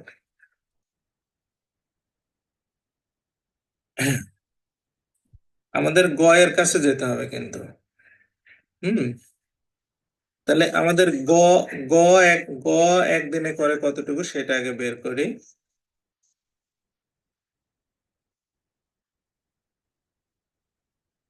এখানে দেখেন এটা হচ্ছে 31/300 ভাগ হচ্ছে ক খ গ সবাই মিলে। আর এখান থেকে যদি আমি ক আর খ এরটা বাদ দিই, ক আর খ এরটা বাদ দিই, তাহলে আমরা হচ্ছে গ এরটা পেয়ে যাবো। তাহলে ক আর খ এরটা কত? দেখেন এই যে ক আর খ এরটা হচ্ছে 10 দিনে, তাহলে 10 ভাগের 1 ভাগ যদি আমি বাদ দিই, তাহলে আমি হচ্ছে এটা পেয়ে যাব। তাহলে এখানে 300 লসাগু হবে, তাহলে 31 মাইনাস 30, তার মানে 1/300। এইটুকু হচ্ছে গ করতে পারে একদিন। বুঝতে পারছেন কথা কি? হ্যাঁ, এই পর্যন্ত বুঝতে পারছেন? মানে ক খ গ মিলে হচ্ছে 31/300 অংশ। সেখান থেকে আমরা ক আর খ একটা বাদ দিলে গ একদিনে করে এত অংশ পেয়ে গেলাম। আচ্ছা, এখন আমাদের বলছে যে গ বাকি কাজ কত দিনে শেষ করবে সেটা আমরা হচ্ছে বের করবো এখন। হ্যাঁ, তো এই প্রশ্ন মতো এখানে যেটা সাজাবো ওইটা একটু লক্ষ্য করবেন, তাহলে আপনার জন্য খুব সহজ হবে। প্রশ্ন মতে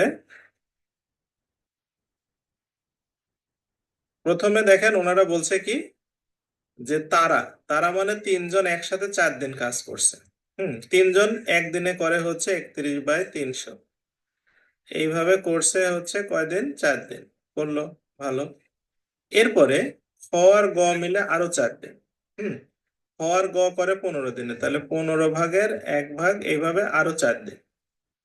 এরপরে হচ্ছে খ চলে গেল, গ বাকি থাকলো। গ হচ্ছে 300 ভাগের 1 ভাগ করে হচ্ছে একদিনে। এইভাবে যে কয়দিন করছে আমি জানি না। এই তিনজনের কাজ আমি যদি যোগ করি, মানে এটা প্রথম জন, এটা দ্বিতীয় জন, এটা তৃতীয় জনের কাজ যোগ করলে আমার সম্পূর্ণ কাজ হয়ে যাবে। ঠিক আছে? আচ্ছা, এখন এইটাকে আমরা একটু মানে ফর্মালাইজ করার চেষ্টা করব। ঠিক আছে, এটাকে আমরা সমাধান করলে হয়ে যাবে। তো এখানে আপনি দেখেন, তাহলে প্রথমে হচ্ছে আমরা যদি এইটা দিয়ে কাটি তাহলে এটা হবে কত? 4/75, তাই না? তাহলে এখানে হচ্ছে 31/75 প্লাস এটা হচ্ছে 4/15 প্লাস x/300 সমান সমান 1। তাহলে এখান থেকে 300 লসাগু করে ফেলেন একবারে। 300 লসাগু করলে তাহলে হচ্ছে এখানে আপনার এটা 4, তাহলে 4 একে 4, 3 4 12, আর এটা হচ্ছে 4 × 20 = 80, আর এটা হচ্ছে x সমান সমান হচ্ছে 300। তাহলে x এর মানটা কত হবে এখানে? সরি, 300 না, এটা 1 হবে, ভুল হলো। তাহলে এখানে আপনার হচ্ছে 200 মানে 204, তাহলে 300 থেকে 204 বাদ দেন। 204 বাদ দিলে তাহলে এটা হবে 96। তার মানে হচ্ছে গ বাকি কাজ 96 দিনে করছে। তো এই আর কি আমাদের আজকের টার্গেটেড হচ্ছে এই পর্যন্ত। হ্যাঁ, 35টা অঙ্ক আপনাদের মধ্যে আমি যেগুলো খুব ইম্পর্টেন্ট মনে হলো, ঠিক আছে, সেগুলো আপনাদেরকে করাই দিলাম। হুম আর হচ্ছে বাদ বাকিগুলো মানে করবেন আর কি। হ্যাঁ, আর 2 3টা আছে, ওগুলো একটু 2টা আছে, এটা করবেন, কারণ আগামী দিন আমরা 36 থেকে শুরু করব। একটা মনে হয় এক্সট্রা ক্লাস নেওয়া লাগবে এটার জন্য, মানে একবারে শেষ হবে না, এটা অনেক পড়া তো। আচ্ছা, আমাদের যা অঙ্ক এগুলো থাক, আজকে আমরা চলে যাব হচ্ছে আপনাদের। আজকে আমি বাগধারাও মনে হয় দিতে পারি নাই, শীটে মনে হয় দেওয়া হয়নি। যাই হোক, আগের বাগধারাগুলো আপাতত একটু পড়েন। আমি কালকে দেখি একটা সাপ্লিমেন্টারি শীট যদি সম্ভব হয় এটার সাথে দিয়ে মানে আপনার ইয়ে করলাম। হ্যাঁ, আরেকটা মানে এই শীটেরই পার্ট 2 হিসাবে দিতে হবে সাপ্লিমেন্টারি, মানে ইয়ে আছে ওখানে। আচ্ছা, এরপরে আমরা হচ্ছে আজকে আমরা শিখবো হচ্ছে বহুব্রীহি সমাস। বহুব্রীহি সমাস, তৎপুরুষ সমাস, অব্যয়ভাব সমাস আমাদের ছিল। তার মধ্যে আমরা আজকে বহুব্রীহি সমাস দেখি কতদূর শেষ করতে পারি। হ্যাঁ, তো বহুব্রীহি সমাসটা কি? বহুব্রীহি সমাস হচ্ছে, দেখেন এখানে হচ্ছে বলছে যে সমাসের পূর্বপদ বা পরপদের অর্থ না বুঝিয়ে অন্য কোনো পদকে বোঝায় তাকে বহুব্রীহি সমাস বলে। হ্যাঁ, হুম, এই কথার মানে বোঝেন আপনারা?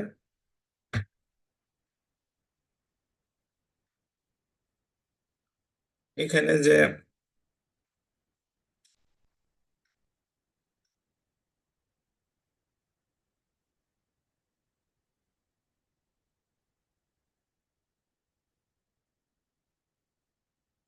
এখানে যে সংজ্ঞাটা দিয়েছে, যে যে সমাসে পূর্বপদ বা পরপদের কোনো অর্থ না বুঝিয়ে অন্য একটা অর্থ বোঝায়, তাকে বলা হয় হচ্ছে,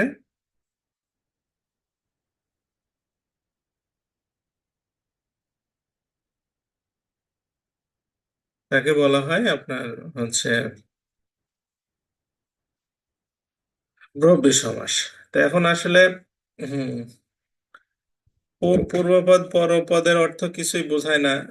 এটা বুঝতেছি বা কিভাবে, বা বিষয়টা কি, প্রথমে আমরা আসি হচ্ছে আহ, এই যে একটা উদাহরণ দিলে ক্লিয়ার হবে, যেমন দশানন। হ্যাঁ, এই দশানন শব্দটা কি আপনারা জানেন নাকি? দশানন মানে কি? কেউ বলতে পারবেন দশানন জিনিসটা কি?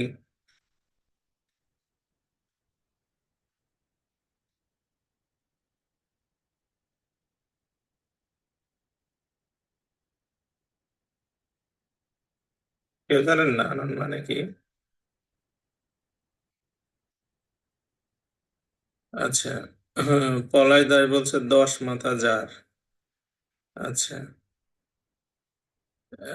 আর আকলিমা বলছে দুর্গা। না, আনন শব্দের অর্থ হচ্ছে হাত, কি বলে, মাথা।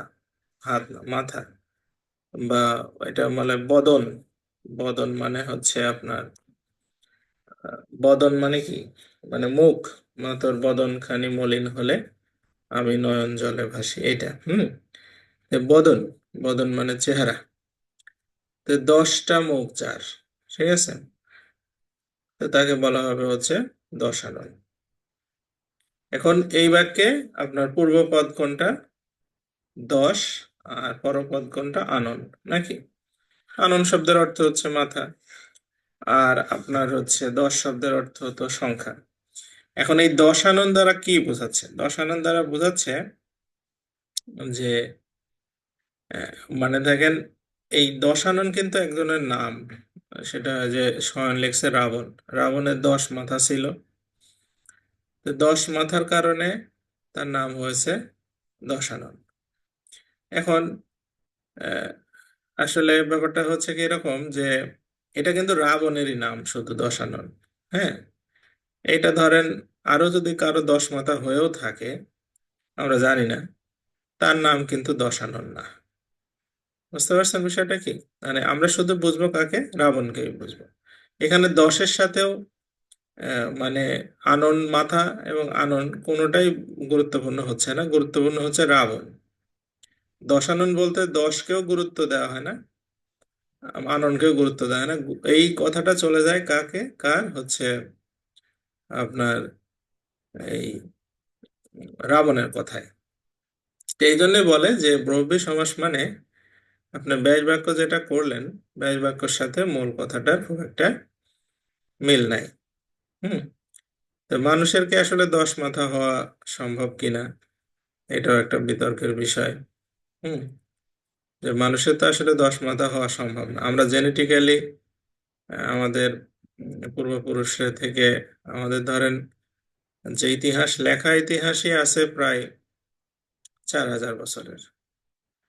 4000 বছরের লেখা ইতিহাস আছে, যেটা আমাদের পাওয়া যায়, মানে খ্রিস্টপূর্ব 3000, আহ, মানে খ্রিস্টপূর্ব ধরেন 1200 অব্দ পর্যন্ত রামায়ণ, কি বলে আপনার, বেদের রচনা। তাহলে ওইদিকে 1200, এদিকে 3200 3300 বছরের আগে ইতিহাস কিন্তু স্পষ্ট এখনো মানুষের কাছে লেখা ইতিহাস। আর আপনার আহ, এত বছরেও কোনো 10 মাথাওয়ালা মানুষ আমরা দেখিও নাই, আমাদের কোনো ইতিহাসের লোকজনও দেখে নাই, বা কোনো সাহিত্যিকও দেখে নাই, কেউই দেখে নাই।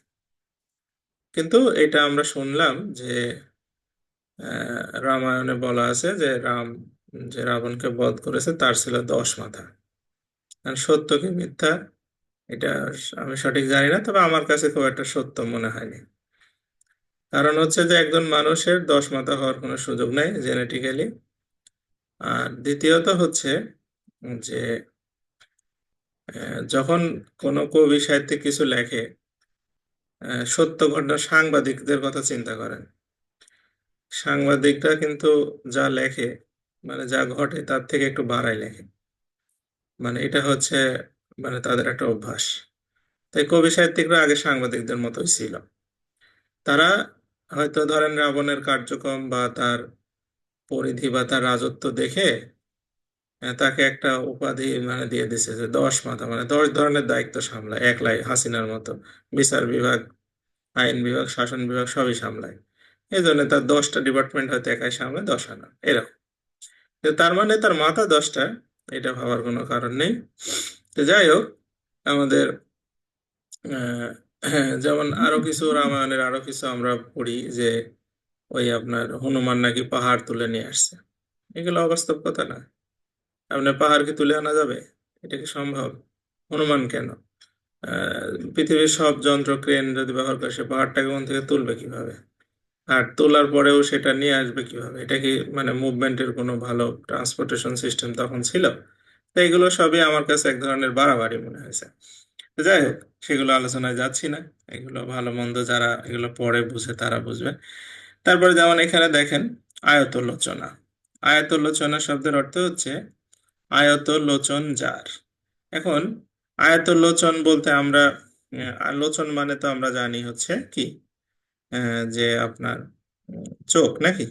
হ্যাঁ, তাহলে আয়ত লোচনা মানে হচ্ছে আয়ত, আয়ত চোখ যার, মানে আয়ত মানে কি, টানা টানা চোখ নাকি, যাদের এই আপনার এটাকে বলে যে ওই আয়তকার ক্ষেত্র আছে না, এরকম হচ্ছে যে আয়তলোচনা। তা আয়তলোচনা বলতে আমাদের মূলত দেবী দুর্গা অথবা আপনার ওই যে স্বর্গের অপ্সরাদের বোঝানো হয়। এটা দ্বারা যে কোনো মানুষের চোখই যে আয়ত হলে তার হবে তা কিন্তু না। তারপরে যেমন এখানে আছে ঊর্ণনাভ। ঊর্ণ মানে চোখ, চোখ যার নাভিতে যার চোখ সে হচ্ছে ঊর্ণনাভ। কিন্তু ঊর্ণনাভ বলতে আমরা মাকড়সাকে বুঝি। হুম, মাকড়সাকে আমরা হচ্ছে বুঝি। যেমন বিচিত্র কর্মা। বিচিত্র কর্মা হচ্ছে আপনার বিচিত্র কর্মচার। তাহলে বিচিত্র কর্ম বলতে যেই বিচিত্র কর্ম বলবে, হ্যাঁ, সেই কি হচ্ছে আপনার বিচিত্র কর্মা হতে পারবে? হ্যাঁ, না। মানে আপনি আপনি ধরেন অনেক বিচিত্র কর্ম করছেন, তাহলে আপনি তো হচ্ছে বিচিত্র কর্মা মানে হতে পারবেন না। কারণ বিচিত্র কর্মা হচ্ছে একজন মানুষের নাম এবং একটা ক্যারেক্টার। বিচিত্রকর্মা হচ্ছে উম, আপনার এক ধরনের একটা মানে আপনার ইয়ে তো একটা ক্যারেক্টার আছে, মহাভারতে একটা ক্যারেক্টার আছে। আবার শিবকেও এক ধরনের বিচিত্রকর্মা বলা হয়। তো যাই হোক, তার মানে আমরা বুঝতেছি যে আমাদের ব্যাস বাক্যের যে অর্থ সেই অর্থটা মানে মূল শব্দের মধ্যে এক্স্যাক্টলি থাকে না, এই জন্য এর নাম হয়েছে মুরব্বী সমাস। তো মুরব্বী সমাস 8 প্রকার। আমরা প্রথমে সমান অধিকরণ থেকে আমরা বিস্তারিত ব্যাখ্যা করতে করতে যাব। সমান অধিকরণ বহুব্রী সমাস হচ্ছে যে পূর্ব পদে বিশেষণ পরের পদে বিশেষ্য থাকবে। এর মানে যে আপনি যখন এটাকে মানে দেখবেন, এটা হচ্ছে বিশেষণ পদ, নীল রং এটা বিশেষণ, আর কণ্ঠ, কণ্ঠ হচ্ছে কি আপনার গলা নাকি? হুম, তো এটা এটা হচ্ছে তাহলে পরেরটা কি বিশেষ্য। ঠিক আছে, বুঝতে পারছেন বিষয়টা কি?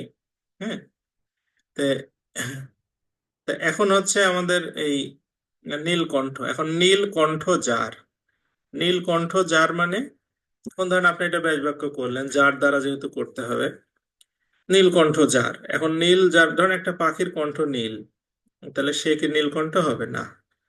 ঠিক আছে, আসলে নীলকণ্ঠ বলতে মানে কাকে বোঝায়? নীলকণ্ঠ দুইটা ক্যারেক্টার আছে। একটা হচ্ছে আপনার উম, হিন্দুদের দেবতা শিবকে বলে নীলকণ্ঠ।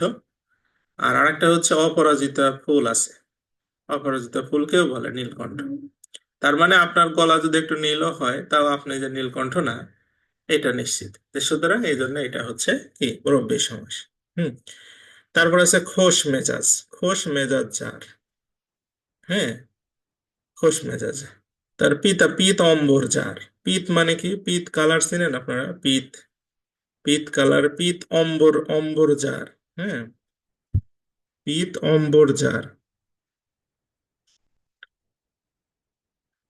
এই পিত কালার কি বলেন দেখি? হুম,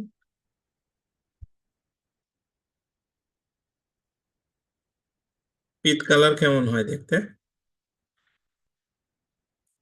আচ্ছা, পিত কালার হচ্ছে ওই যে মুরগি টুরগি যারা জবাই দিছেন কোনোদিন বা পরিষ্কার টরিষ্কার করছেন, তারা দেখবেন এই যে যে আমাদের যে ওটাকে বলে কি প্যানক্রিয়াস।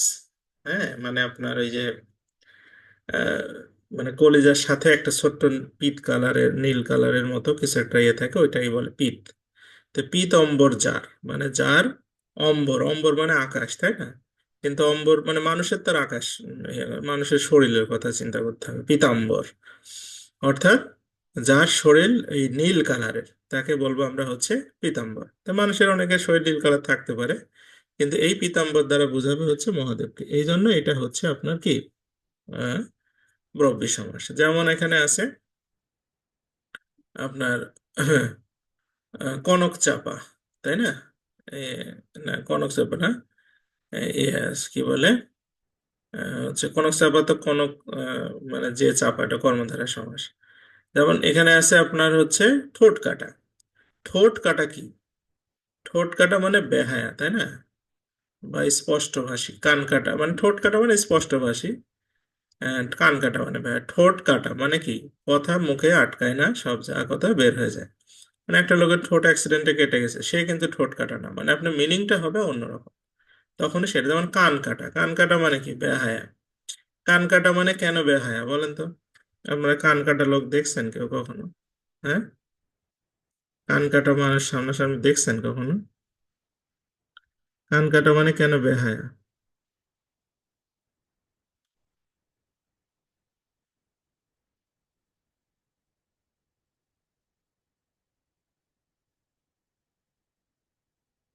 কান কাটা মানে হচ্ছে সে, কান যেহেতু তার নাই, তাকে গালাগালি যাই করেন সে শুনবে না। হ্যাঁ, তাহলে কান কাটা যার, তাহলে দেখেন যার কান কাটা সে কিন্তু, তাকে বোঝানো হচ্ছে না যে বেহায়া লোক, তাকে বোঝানো হচ্ছে, অর্থাৎ মিনিংটা ভিন্ন। এই জন্য এটা বহুব্রীহি সমাস। এরপরে আমরা চলে আসবো ব্যাধিকরণ। ব্যাধিকরণ বহুব্রীহিতে এখানে 6টা দেওয়া আছে, এই 6টার মধ্যে আসে মোটামুটি। সেটা হচ্ছে দুইটা পদে বিশেষ্য হবে। যেমন 80 20। 80 মানে কি? 80 মানে হচ্ছে দাঁত, নাকি? আর 20 মানে হচ্ছে বিষ। 80 20, 80-তে 20 যার, 80 20। বিনা পানিতে যার, পানি মানে হাত, আর বিনা মানে যেটা বাজায়। তাহলে যার হাতে বিনা আছে, তাহলে বিনা পানি কে? বিনা পানি সরস্বতী, নাকি? আর যার হাতে বিনা থাকে, যে কেউ বিনালি দাঁড়ায় থাকলে সে তার বিনা পানি না। এর মিনিংটা ভিন্ন। তারপরে হচ্ছে 80 20। 80-তে 20 যার, মানে দাঁতে যার বিষ। তা দাঁতে বিষ আছে, কার কার বিষ আছে? বিড়াল, কুকুর, আপনার হচ্ছে শিয়াল, সাপ, হ্যাঁ, এমনকি ইঁদুর, এদেরও তো দাঁতে বিষ আছে। তো দাঁতে বিষ উম, মানে থাকলেই তাকে আমরা হচ্ছে 80 20 বলবো না। বলবো হচ্ছে কাকে? 80 20 বলবো আমরা হচ্ছে শুধু সাপকে। হ্যাঁ, সাপ, রাইট। আচ্ছা, এরপরে আমরা আসি মধ্যপদলোপী বহুব্রীহি সমাস। মধ্যপদলোপী বহুব্রীহি সমাসের কনসেপ্টটা কি? যখন আপনি একটা ব্যাস বাক্য আপনাকে করতে হবে, সেই ব্যাস বাক্যে মানে ব্যাখ্যা করার যে পদগুলো থাকবে সেগুলো যখন উঠে যাবে, তখন সেটাকে আমরা বলবো হচ্ছে মধ্যপদলোপী বহুব্রীহি সমাস। সমস্ত পদে সেটা থাকে না। যেমন এখানে আছে কি, হাতে খড়ি। হাতে খড়ি দেওয়া হয় যে অনুষ্ঠানে, হাতে খড়ি। তাহলে দেখেন, আমরা যখন ব্যাখ্যা করছি হাতে খড়ি দেওয়া হয় অনুষ্ঠানে, অর্থাৎ যে অনুষ্ঠানে খড়ি দেওয়া হয়, এই অনুষ্ঠান দেওয়া হয়, এগুলো সব বাদ গেছে, শুধু হাতে খড়িটা আছে। এই জন্য এটা মধ্যপদলোপী বহুব্রীহি সমাস। আমরা হাতে খড়ি বোঝেন কি জিনিস? কার ধারণা আছে হাতে খড়ি কি?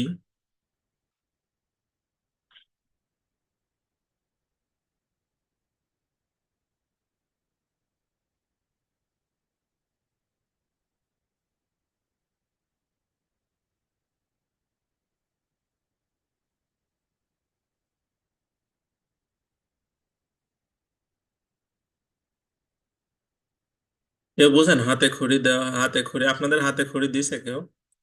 আনুষ্ঠানিক শিক্ষা। আচ্ছা, এটা এটা হচ্ছে আমাদের যখন মানে আগে ছিল খড়ি মাটিতে লেখা হতো।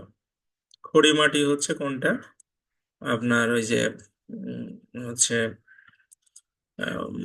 চুলার ভিতরে যদি আগুন জ্বলার সময় মাটিটা পুড়তে পুড়তে আগে কিন্তু দাঁতও মাজতো মানুষ খড়ি মাটিতে।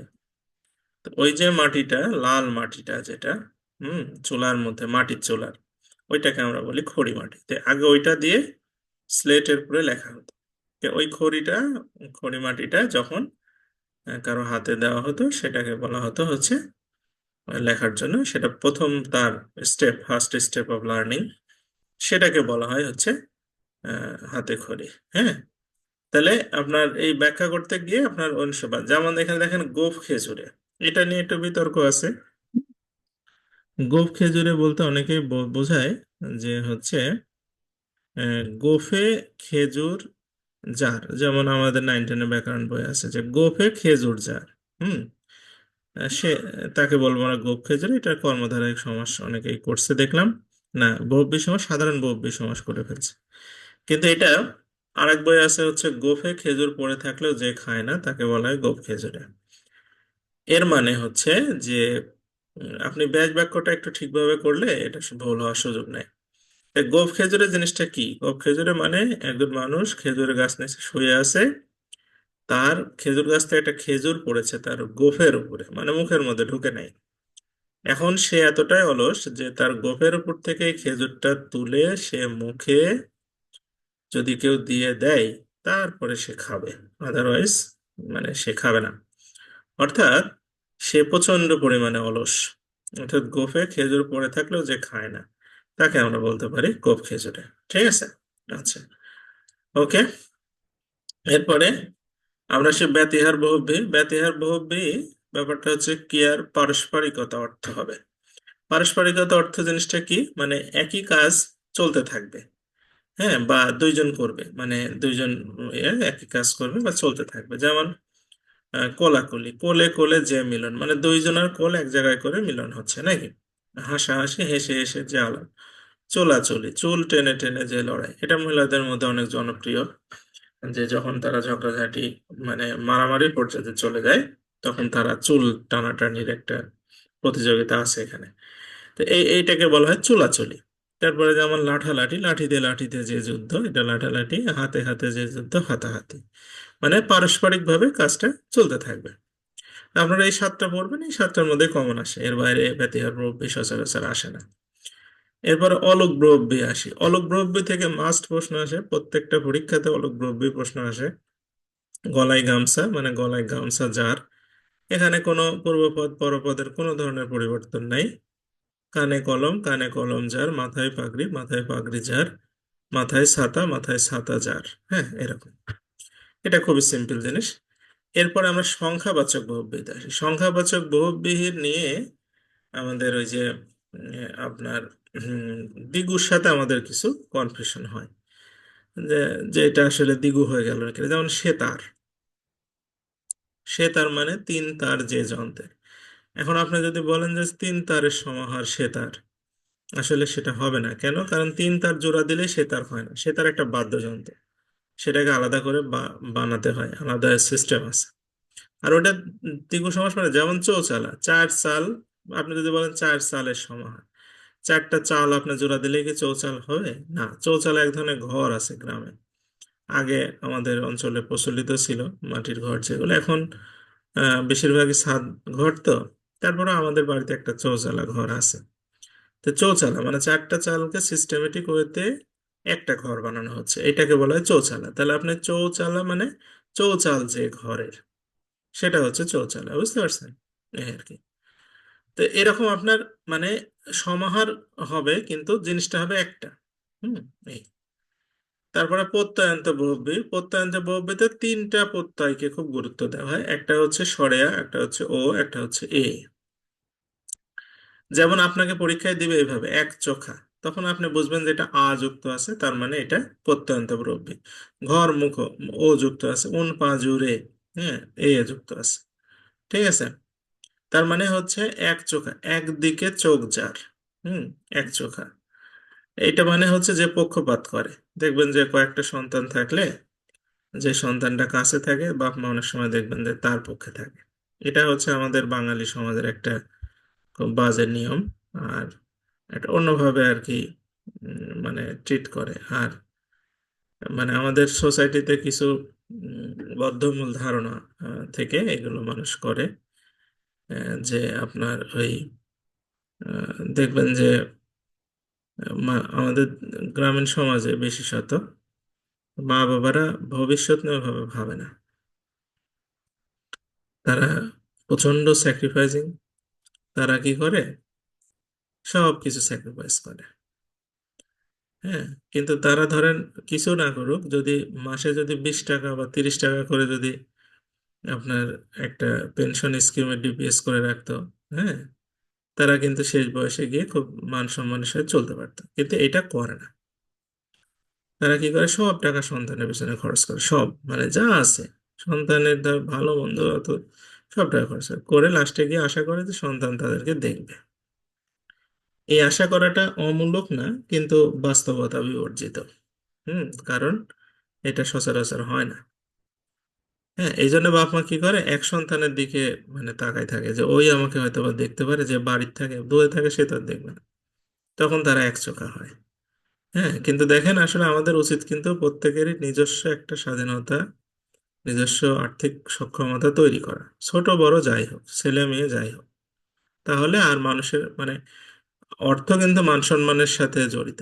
হ্যাঁ, আর হিউম্যান বিং আপনার মান সম্মান ছাড়া টিকতে পারবে না, এটা আপনার বুঝতে হবে। আর অন্য কিছু দেখেন, মানুষকে আপনি মানে যতই ক্ষুধার্ত থাক, আপনি যদি খাবার দিয়ে যদি অপমান করেন ও খাবে না, কিন্তু পশু পাখি ওরা কিন্তু এটা মানে না। ওদের কিন্তু অপমান বোধ নাই, মারবেন আবার আসবে খাবে আবার খাবে। ওদের ওদের মানুষের সাথে পশু পাখির তফাৎ হচ্ছে অপমান বোধ।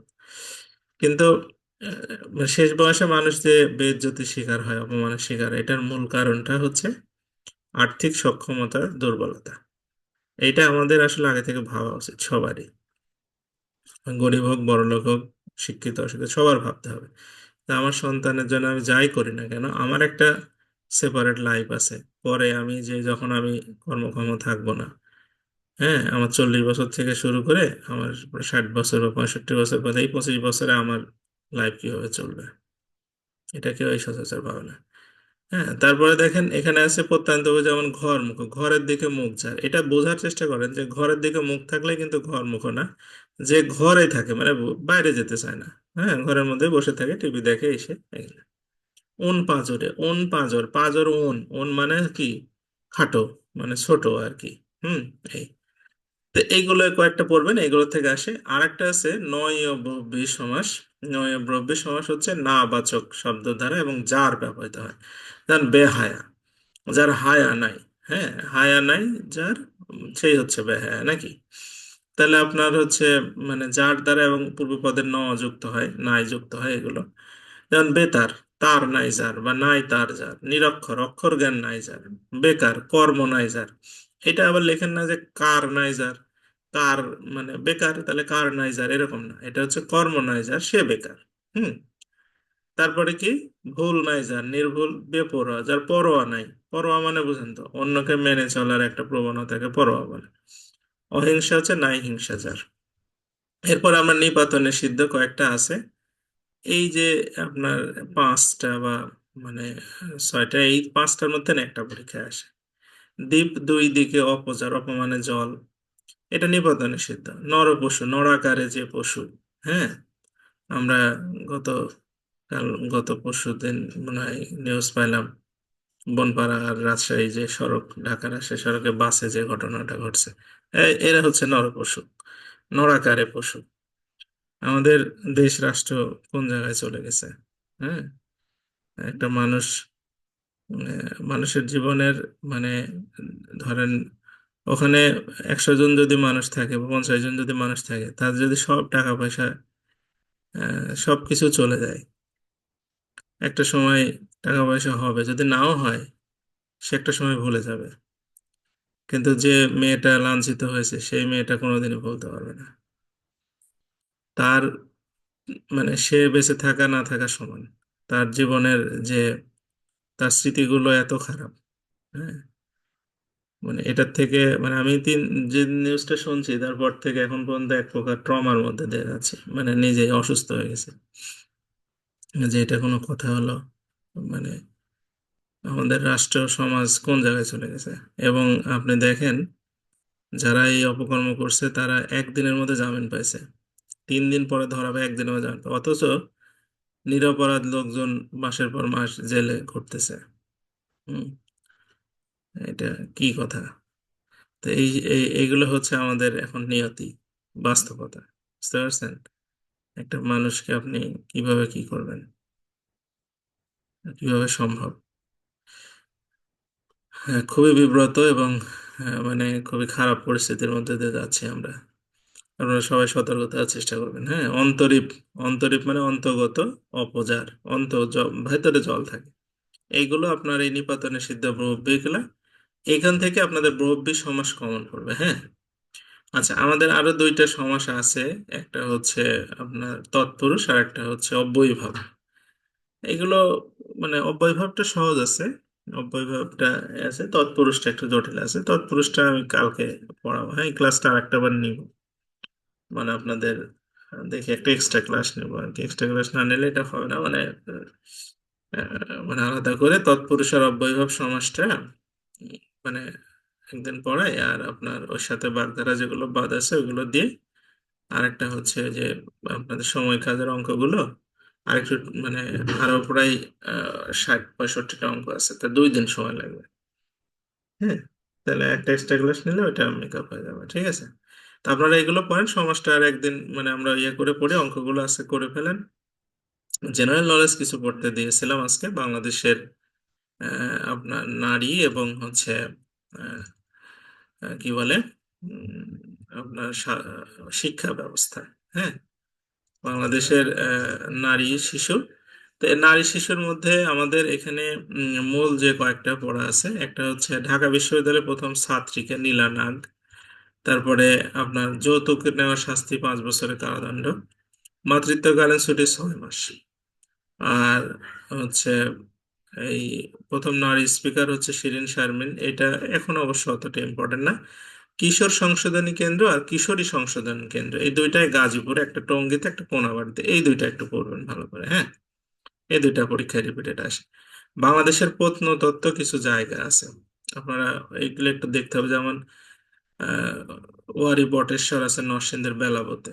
এটা সবচেয়ে প্রাচীন প্রত্নতত্ত্ব আমাদের বাংলাদেশের ক্ষেত্রে। আর আমাদের সবচেয়ে প্রাচীন জনপদ পুন্ড। পুন্ডতে আপনারা বগুড়াতে কেউ যদি যেয়ে থাকেন ওখানে, তাহলে দেখবেন যে মস্তানগড় যেটা, হ্যাঁ, সেখানে কিছু প্রাচীন ভবন ছিল, যেগুলোর এখনো মানে ওই অবস্থায় আছে। ভবনগুলো আস্তে আস্তে নষ্ট হয়ে গেছে। ওখানে শিলাদেবীর একটা ঘাট নামে একটা জায়গা আছে। আহ, ওখানে আপনার ওই আমি গিয়েছিলাম অবশ্য। তো জায়গাটা এখন আর ওইভাবে নাই। ওখানে একটা মানে শ্মশানের মতো করে ছোট করে একটা বাঁধ দিয়ে রাখা হয়েছে, মানে জায়গাগুলো দখল হয়ে গেছে আর কি। আমাদের যারা বাংলাদেশের সম্মানিত রাজনীতিবিদ তারা দখল করে ফেলছে।